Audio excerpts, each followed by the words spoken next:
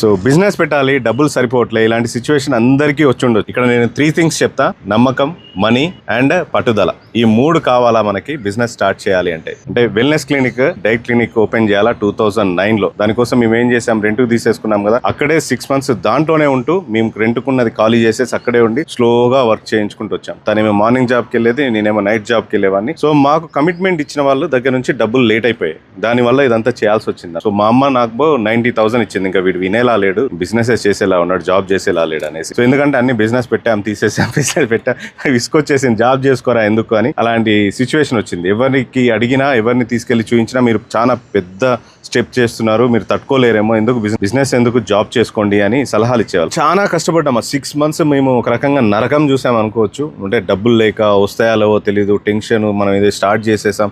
ఈ సిచ్యువేషన్ ప్రతి ఒక్కరికి వచ్చి ఉండొచ్చు. సో జనాలు వద్దంటున్నారు, జాబ్ చేసుకోమంటున్నారు అని చాలా నరకం చూసాం. బట్ మా మీద మాకు నమ్మకం, మేము పెట్టబోయే బిజినెస్ మీద నమ్మకం, నా వైఫ్కి నా మీద ఉన్న నమ్మకం మమ్మల్ని ఆ 6 months నిలబెట్టింది. ఇక్కడ మేము ఆ 6 months వేస్ట్ చేయకుండా ఉన్న టైంలో మేము మార్కెటింగ్ ఎలా చేయాలా, ఆఫర్స్ ఎలా క్రియేట్ చేయాలా, ఆ ఏరియా మొత్తం మళ్ళీ నైట్ మొత్తం తిరిగేసి వచ్చి ఎక్కడెక్కడ బ్యానర్ కట్టాలా, అవన్నీ కూడా ప్లాన్ చేసుకునేవాళ్ళు. మా బిజినెస్ డెవలప్ చేయడానికి అన్నిటికి కూడా 6 months ఎంత ప్రాపర్గా యూటిలైజ్ చేయాలో అంత ప్రాపర్గా యూటిలైజ్ చేస్తాం. దేవుడు బిజినెస్ పెట్టాలి, డబ్బులు సంపాదించుకోవాలి అనుకునే వాళ్ళందరికీ కూడా కష్టాలు ఇస్తాడు. ఆ కష్టాలు ఎందుకు అని అంటే మనం అక్కడ స్ట్రాంగ్ అవుతే ఫ్యూచర్లో వచ్చే కష్టాలను తట్టుకునేలాగా. అలాగే మేము ఆ కష్టాలను తట్టుకున్నాం, ఆ రోజు తట్టుకున్నాం. ఆ బిజినెస్ జర్నీ మొత్తం మళ్ళీ నేను నెక్స్ట్ వీడియోలో చెప్తా ఉంటాను. Thank you so much for watching me KP business.